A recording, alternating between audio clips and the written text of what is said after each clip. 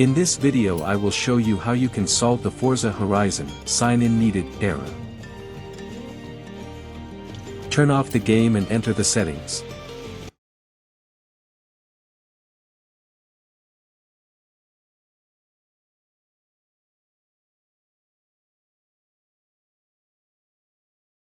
Enter the Time and Language section and click on the Date and Time section.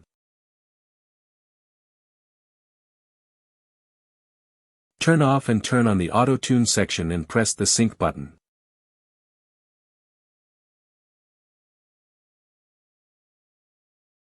Then, when you restart the computer, the problem will be solved. Let's check.